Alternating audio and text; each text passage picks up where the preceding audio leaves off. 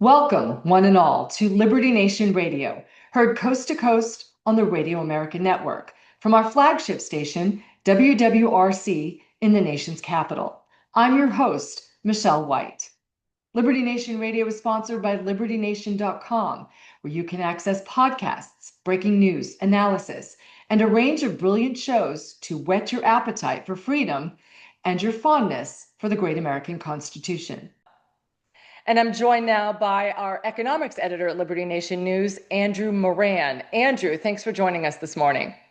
Thank you for having me. Now, you've written two very fascinating articles about loneliness, the cost demographically and the cost economically. Share with our viewers a little bit about what you told us in those stories. Yeah, so the first story actually is part of a broader story that stems from a paper published in August 2024 that determined that loneliness is a $460 billion hit to the U.S. economy through absenteeism. This means people are not showing up to work, and this has an effect, a wide array effect on things like productivity, and that hurts the overall economy. And then you dive deeper into the other challenges of that loneliness affects the economy, and it makes sense too from a philosophical standpoint. I mean, if I'm a 35-year-old person, well, I'm 37 technically, but 35-year-old person, you're alone. You have no family, you have no spouse, you have nothing, and what's the point of going to work? What's the point of waking up at 6 a.m., going on a 2-hour commute, working a job you dislike, and then go back home and go another 2-hour commute? So it makes sense of why people, a 35-year-old individual wouldn't show up to work without any meaning or purpose. And I guess that's more of an existential question that, if you're alone, is there really any meaning to life? So that is the existential question. Where's the inspiration? But there's more than that. Talk about how this also affects the demographics. Yeah, so I mean, you see this not only in the United States, but all over the world, where people are not getting married, people are not having children. People, I saw a number recently. I said that the number of people reporting zero friends is at an all-time high in the United States. So this is having a wider consequences for the broader society. In a separate article I wrote, I talked one of the facets or consequences of this loneliness epidemic, which is actually a thing. I mean, people call it a public health crisis, or health experts call it public health crisis. And one of the consequences is the death of the cousin. That sounds like a Leo Tolstoy story, but this is true. I mean, this you see this in the data for the last few years, and this is what these health experts have been talking about. Where if people even if a man and a woman get together and they have a kid, that's just one child. But back in the day, people would have 2, 3, or 4 kids, and you'd have a growth of cousins. But now you're seeing an absolute decline it's eventually going to become a foreign concept to a lot of people not having a cousin. And if from a personal standpoint, my kids, they go to school, and you go on the school bus, and it's just a majority of you have about 100 kids, and a majority of it is just singleton. And people are not going to know what's like having a cousin in the future, Or a full family of aunts and uncles and grandparents that they may not have a relationship with. What does that do to the family, and what does that do to a generation? I mean, well, just from the grandparent standpoint, grandparents contribute a lot to a child's development. It even helps their own kids too, because childcare is one of the biggest costs that families incur nowadays. But even the idea of a grandparent is slowly fading away, because a lot of people are having children later in their lives. So even if a child is born, he may have only a few years with a grandparent, and that's sad too, because I mean, I personally I didn't grow up with grandparents. Maybe that's why I am the way I am, which is not a good thing. But overall, the grandparents, just like the cousin, that's eventually going to slowly fade away from our society. Maybe that's why you're so interested in this story. There are a couple of stories that made national headlines that touch on what you're talking about. One was that grandparents who babysit their children have sharper minds. It tends to stave off any kind of mental decline. And then there were two birth stories that were also surprising. South Korea has just enjoyed, for lack of a better word, they really have enjoyed a burst in births since they're calling it the post-COVID marriages, and they have a 6.2%, little over 6% burst in births, and they were one of the lowest. And the United States, by contrast, suffered a 0.12% decline in births last year. So talk about how interesting that dichotomy is, and then what governments are doing to help.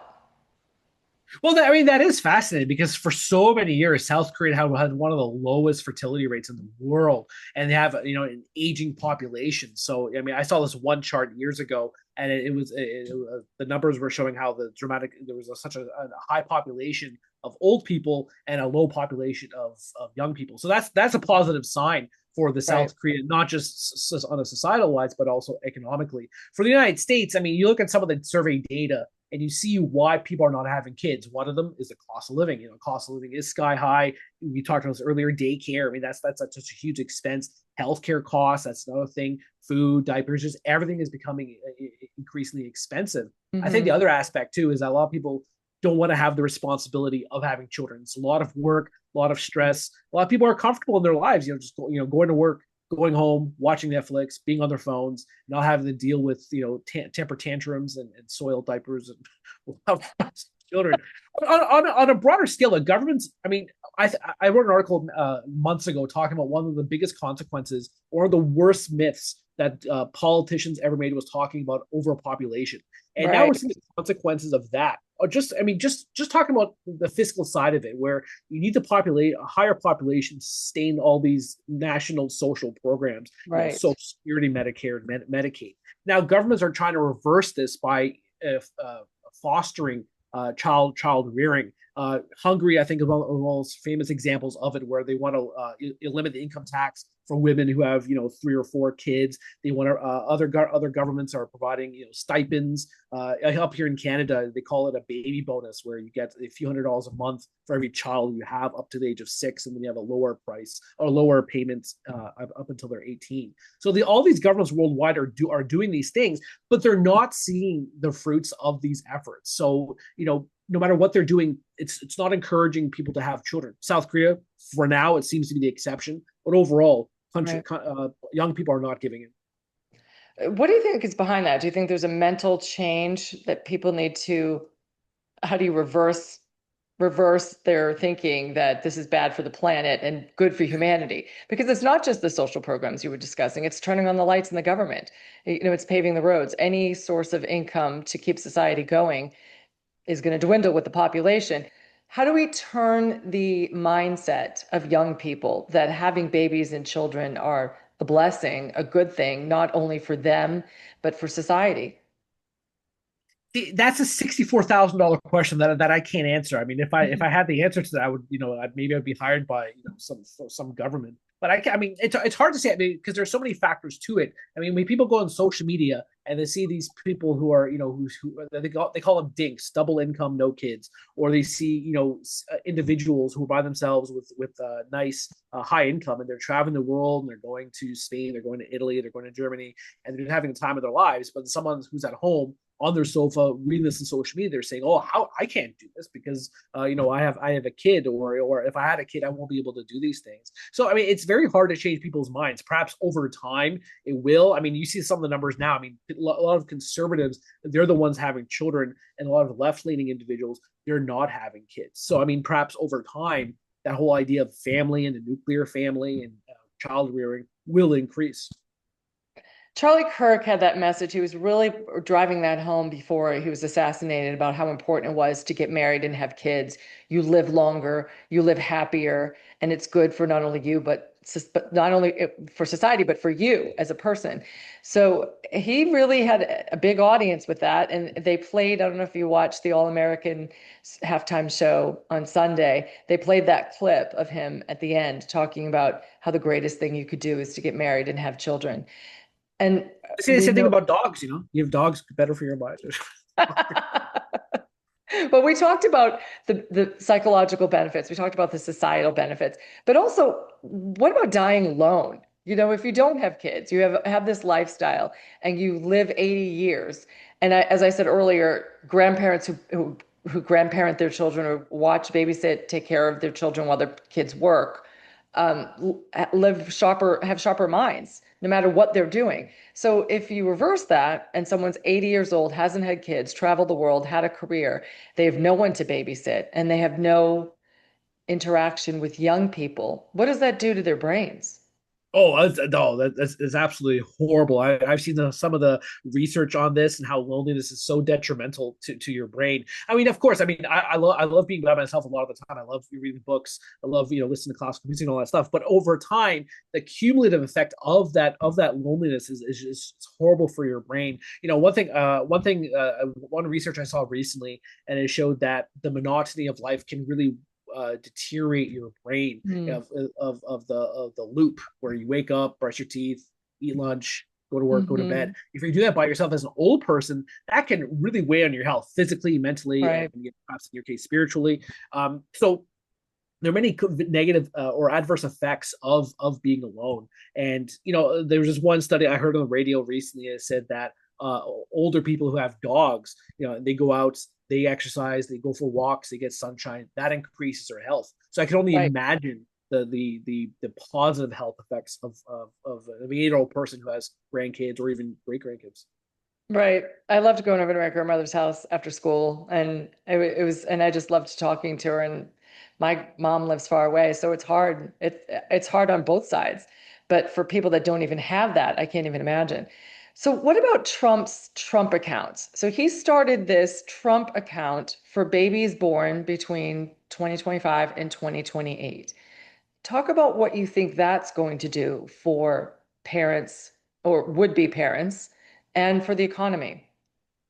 Well, for would be parents, I mean that's a nice little nest egg that you're putting for your child because over time because the Treasury Department when they were promoting the Trump account they concluded that if you just put $1,000 deposit into the account, never touch it, never contribute to it, never withdraw from it, then perhaps that would grow to as much as $500,000 by the time you reach the age of 60. Of course, Hmm. that's barring any inflation, but overall, I Right. mean that's still pretty good compared to the average person nowadays who has about the average retiree, I think, has about $100,000 sitting in their account. So that would be a handsome windfall. But whether that encourages people to take that step to have family, I mean, that I highly doubt $1,000 is going to change anyone's minds. But overall, I mean, that's a positive effect for parents today, and it's a boon for the broader economy. I mean, I saw this. A lot of criticisms that I've read over this proposal, the program, I should say, excuse me, is that it's a handout to Wall Street. Consider this: the estimated price tag for this program is about $15 billion.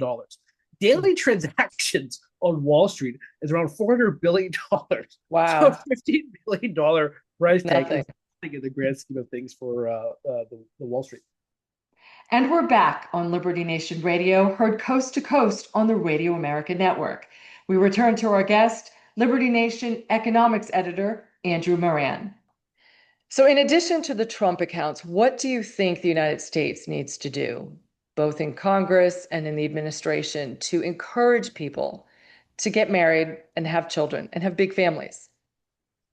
I guess for the average person, emulating programs you see in Europe or Asia could be one factor. I mean, you could have monthly stipends, you could have paid maternity leave. Up here in Canada, I mean, they increase it to 18 months. In the United States, a lot of private companies they'll give you 90 days, and that's not, of course. I mean, that's not enough for a mother, a woman to care for her child. So, I mean, outside of that, you could encourage private companies to provide greater maternity leave for women. Um, Another example up here in Canada, they have paternity leave as well, so the men could split their leave with women, which I think is absolutely ridiculous. Men should not be doing those things. The women be doing that. But overall, I mean, aside from government interventions, it's hard to see what the administration can do. I mean, they could create more affordable. They could foster policies that provide real wage growth. So that's inflation adjusted wage growth that outpaces the cost of living. That's one thing you could do. Bring home prices. That's also another barrier to entry in Hmm. the idea of parenthood. It's very challenging for people to afford a place in today's world. The state of the education system. That's another factor. I think parents need to take into account how future it is. So I mean, I think it's a broad array of items that the administration will have to tackle in order to encourage it. But I think just the idea of itself needs to change. The idea of parenthood. Well, you've hit on all the things that he's doing. He's getting rid of the Department of Education or dismantling it and putting that back in the state's hands. The one big beautiful bill is making life a little bit more affordable. Gas prices are down. Which one of those is not working? Well, of course, we're not going to see the fruits for a while, but it sounds like he's covered a lot of those things. But ultimately, as libertarians or conservatives, we know that the government shouldn't be involved in our personal lives that much. What can society do to kind of cheer each other on and bring and make it in vogue again to get married and have kids? How about go to church, join a club, hang out with your married friends? You could make that a rhetorical question. I mean, I could joke by saying, I'm a hermit, so I have no clue about what society does, and you could say, well, here's my suggestion. Yada yada yada.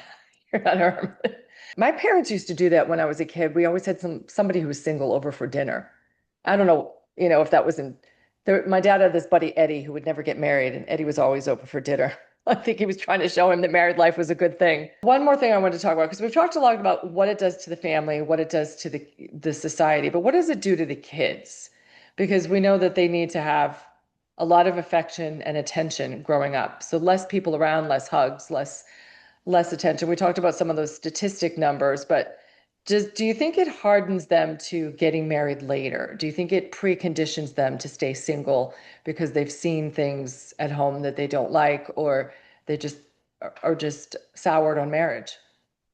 I mean, yeah, absolutely. I mean, just from the affection alone, I mean, take divorce out of the equation, and a lot of parents say, I mean, I have no choice at all because of the way the economy is. They have to put their kids into daycare, and these daycares, Right. they're not going to love their children as much as the parents do. Right. They're just a product that they have to take care of. And you see a lot. I mean, just from a personal standpoint, you see outside our house, and the kids today. I mean, they don't seem very affectionate. They don't seem quite social too. Our Right. kids, they've been home. They were home with their mom till they were 4 or 5 years old, and they went to school. And they're very different from the rest of the children. I mean, they're very clever. They're very talkative. They know how to communicate with people. They're quite happy. They're quite emotionally stable. And you see all these other children. I mean, it's just they don't know how to socialize. They don't know how to communicate. And I think one of that is that they were thrown into those community centers or daycare centers. Another factor too is that so many people are on their phones, and these moms and dads, they have to they're too much on their devices, or they have to work too much, so they don't get Right. to see kids. Especially too, we live in an affluent neighborhood, and you see a lot of these rich parents, they depend on nannies to take care of their kids. And so I Hmm. think this whole conversation we have, you can't pinpoint down to one specific solution or one specific problem. It's just the way society is these days. It's a whole uh, variety of factors that are contributing to either the cause or the solution. Well, Andrew, I hope you continue writing about it, because the more you write about it, the more people read it, the more people might sit and think this is something I want to change. And I think just putting that out for our readers to read might be the seed that needs to grow to change people's minds. But Andrew Moran, two very fascinating articles. I suggest you all go out and read them. You will learn a lot, and it might inspire you.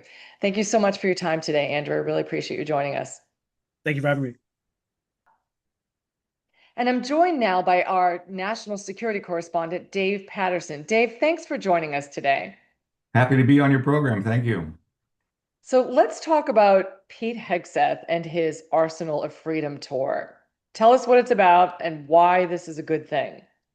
Well, basically, what he's doing is he's going to a number of the major defense industry corporations and quite a few smaller ones as well. And what he's doing is it's kind of a cheerleading tour for getting them on board with on cost, on schedule, and performing. And it's a perennial problem that I jokingly say this, and it's probably not fair, but it's pretty accurate, I think.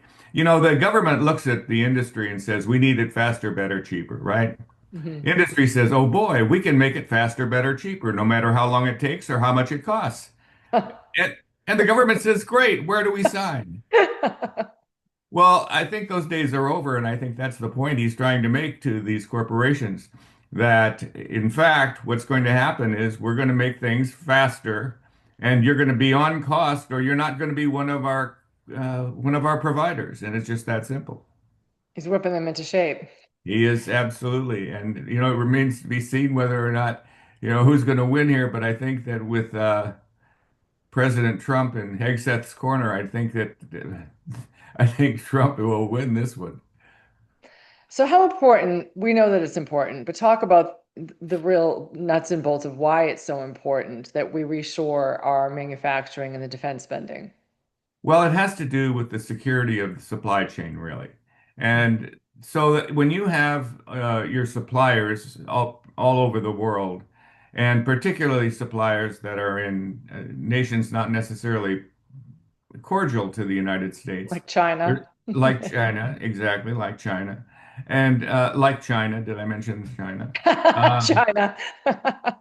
uh, that there's always the possibility that one, the sources will be cut off, that there will be pilferage, there'll be uh, obviously the theft of IP, and so it puts the supply chain, which is critical to our defense industry, obviously, it puts it in great jeopardy. And so you have a much better chance of having a very, very secure supply chain if it's onshored, if all of our suppliers, and incidentally, when I say that, I mean, I realize that that's going to be almost impossible, but you certainly have to start somewhere. And I think that they are wanting to bring back all of the supply chains as much as they can into the United States so they have much greater security and the supply chain is more secure.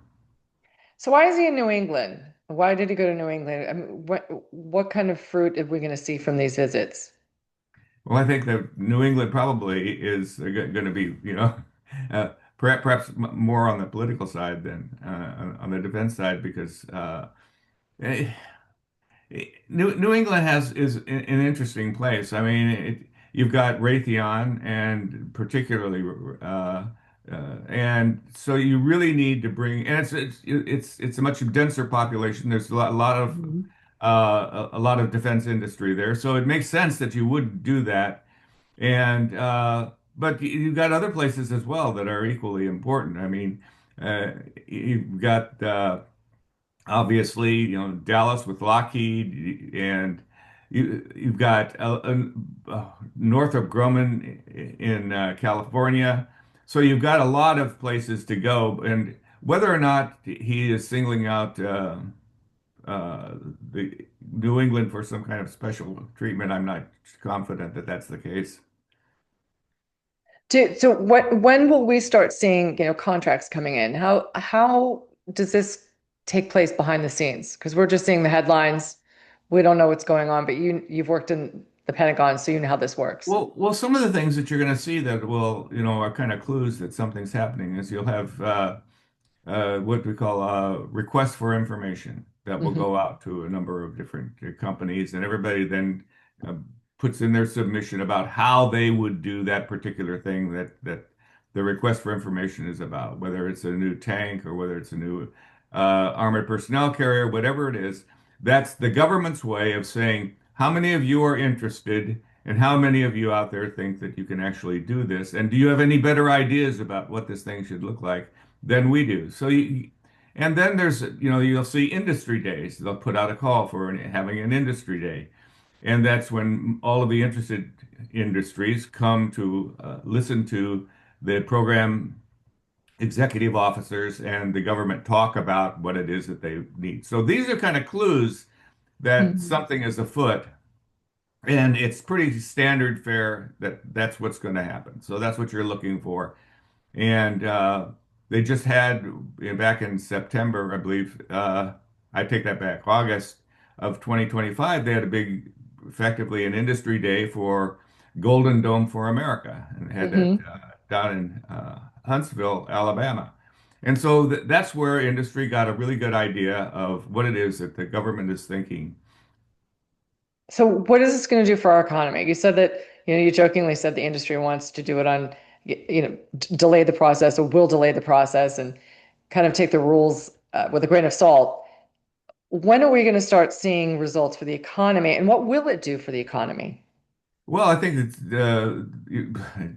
President Trump has said in 2027 that he's going to ask for $1.5 trillion dollars. And that's going to put a lot of money into the economy. And there's here's kind of a rough order of magnitude calculus. For every dollar that goes into a defense industry in the surrounding economy, it generates between $5 and $10.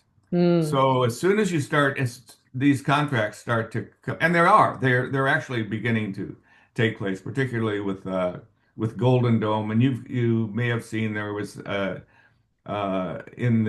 the trades a contract that went out for hundreds of drones. And so you're going to, as soon as the contract is let, you start to see the money flow.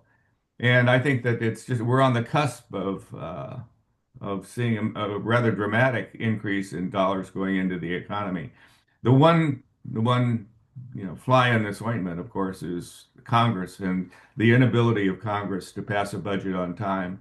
right, And it's extremely debilitating for any kind of a program manager who is trying to put a program on some sort of a equilibrium basis so that he can or she can properly manage, because right. now when you don't know where your next dollar's coming from, uh You can't and spend it. yeah, well, that's right. And CRs are particularly onerous in the fact that you can't spend more than you did the previous year. Right, And then if you can't spend more than your previous year and you have a new contract coming up, no new contracts, right? right. On a CR. Mhm. So now you got to wait. And for every month that goes by, you had a budget that was supposed to be equally distributed throughout those months. Now you got to cram it in to Last months, right, the last months of the fiscal year. And of course, that's almost impossible. And so now you've got, unexecutable programs, and they've got this big, chunk of change out there. Congress sees that, and now it's rescission bait. And, right. and they take it back. So, what message is this sending? We were talking about China a little bit. What message is this sending to the adversaries of the US that President Trump is Oh, doing all these things? I think that they are getting message loud and clear that, whatever you thought was the norm for the United States, think again, because Donald Trump he does what he says he's going to do. I mean, He does. what a concept, right? Right. And he's very interested in having a robust industrial base that's on cost, on schedule, and performing. And the other thing Mhm. is that I think that one of the key things, and Hegseth said it in his first speech. Remember, he had a big conclave with all of his industrial CEOs, and he said, I want to have things done with time as the essential element. Right. In other words, time to field.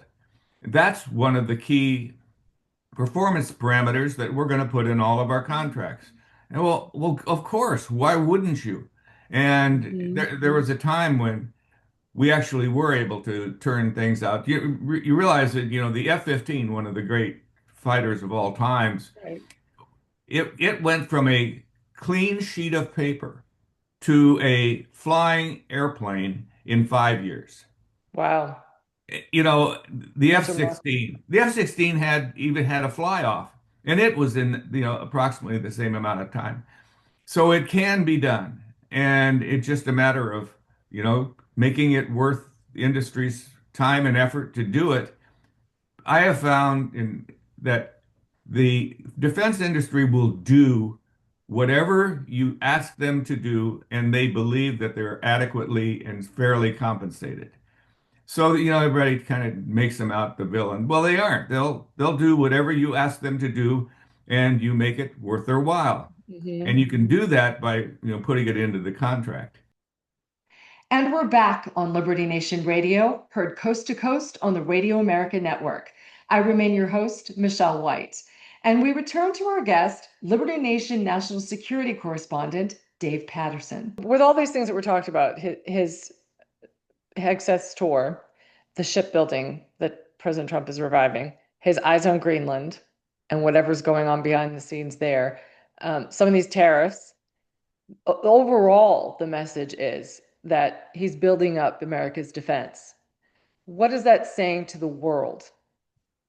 Well, I think that says to the world that, you know, people have been wondering, what is the Trump doctrine? Well, it's very simply says it all the time. It's He America does. first. I mean, that's the He doctrine. does. It's, pretty clear. And what it means is to the rest of the world is that just as he said in both the national security strategy and the national defense strategy, that we are going to focus our effort, and that means our industry, our weapons, our equipment, our services, we are going to focus on the United States first. It's not that we're abandoning anyone else, Hmm. but we are focusing on our particular needs first. And he has emphasized the fact that the Western Hemisphere is going to be key to the defense, and it's just not a complicated a complicated It's not. strategy. America first. That's the way it's going to be, and we're going to continue to. He's going to continue to do that. And I think that even in the his speeches, he does not discount the fact that, yes, we have to have global alliances. They're very important. The United States is not going to, police the world all by itself. Hmm. Presidents have said that before, and then they go about policing the world. This is not going to happen with President Trump, I don't believe. Why do you think it's so hard for people to understand that America first? And why do you think they're so offended by it? Oh, I think that it's more has more to do with the fact that Trump says it than anything else. The Trump derangement syndrome is a thing. You It can't is. deny it. Yep. And it's just because it's Trump that says these things. They tend to immediately, they're aghast. How terrible. How could anyone have this insular point of view? Well, it's obviously not an insular point of view. I mean, he went to Davos. He Right. explained himself pretty well.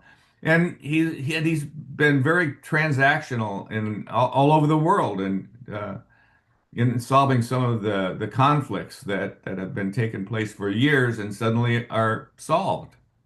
Right. I don't know if you saw, he posted a video, a montage of some of the things that he said in 1987, and he posted it on Truth Social. And it's so it sums up everything that you just said about his America First and just his business mind on how we were being ripped off and how angry he was that America was being ripped off. And you could see his passion in it.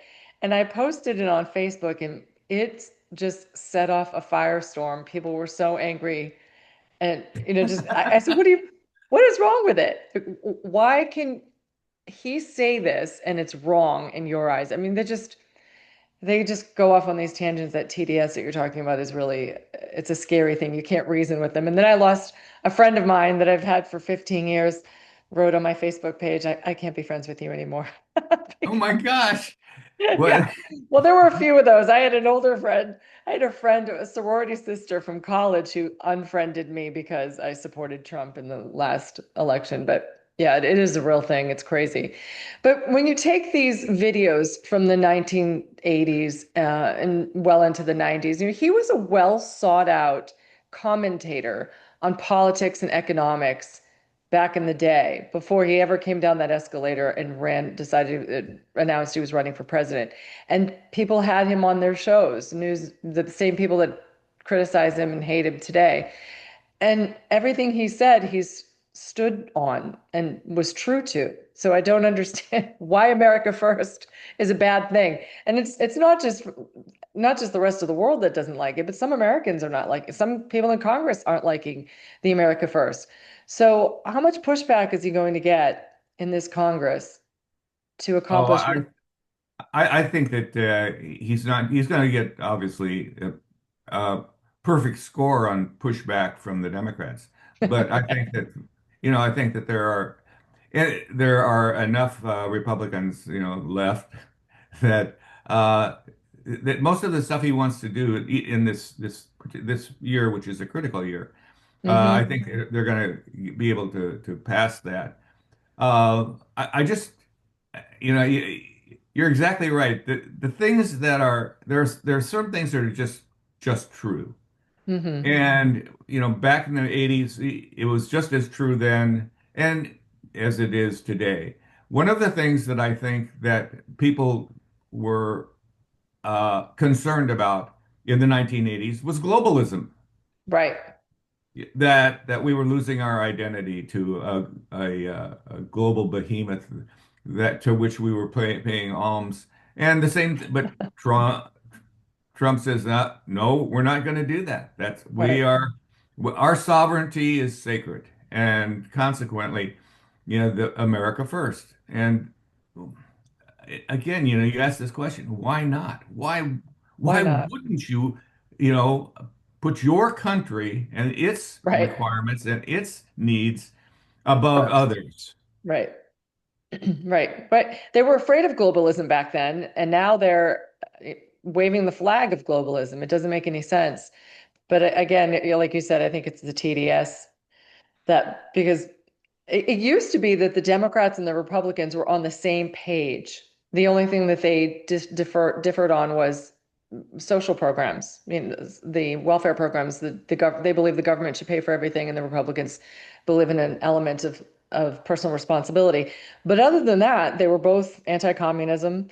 They were pro-family. They were pro-American, patriotic, and there really wasn't much distinction between the two other than how they spend money. And now they're worlds apart. And how do you bring them back to the middle when we're talking about defense from your experience with the Pentagon? How do you bring people back to the middle to see? Well, you bring them back by virtue of the fact that, hey, listen, if you want this piece of equipment, this weapon system built in your district, then you might want to get on board with with the program and the So money that talks. yeah, the money talks Well, and we'll build it in your district. Your constituents will have jobs and be happy. And so, yeah, right. So yeah, and those who are obstructionists, well, they'll have a harder time. so are you happy with Pete Hegseth's tour? Absolutely. I I think mean, it's are you surprised with some of the things that he's doing, or has he kind of met all of your expectations? I think I would say that he's met my expectations as to what needs to be done. The idea of having a threat-based strategy is important. After and I use this term advisedly, at the end of the Cold War, we decided that, oh my gosh, we don't need all these weapon systems anymore. It's the end of the Cold War, and let's start to put that peace dividend to work. And what they forgot was that the peace dividend was peace, and in order to continue that, you had to have a very robust military. And they started with the program of, capability-based strategies and capability-based acquisition programs. But they couldn't define what that capability was supposed to do. Right. I mean, you had the two major conflicts and one or two minor conflicts that you were supposed to be able to do, but without a specific and well-defined threat. That kind of thinking is sort of, meaningless, really. So now we're back to, I think, what I would refer to as a threat-based programs and programmatics, and I think that that's where we should have been all along. Have we had a Department of Defense like this before? Have we had a Secretary of Defense who was so, you know, warfighter minded and using some of the strong arm tactics that Pete Hegseth is using? Yeah, I think that Teddy Roosevelt had a pretty decent administration, and and and there's a lot of similarities when you Mm, start to look at what Theodore Roosevelt and his administration did and how they felt about the world, and Donald Trump and how he feels about the world, and by extension, what Secretary Hegseth is doing. Dave Patterson, always enjoy talking with you. It's a wealth of information. I really appreciate your time today. Hey, thank you. Good, fun being with you. And that's all we have time for on this week's edition of Liberty Nation Radio, heard coast to coast on the Radio American Network. I've been your host, Michelle White. I'd like to thank our guests today, Andrew Moran and Dave Patterson. And I'd like to thank you, our audience, who takes the time every week to tune in and join us on the Radio America Network. Please remember, Liberty Nation does not endorse candidates, campaigns, or legislation, and this presentation is no endorsement.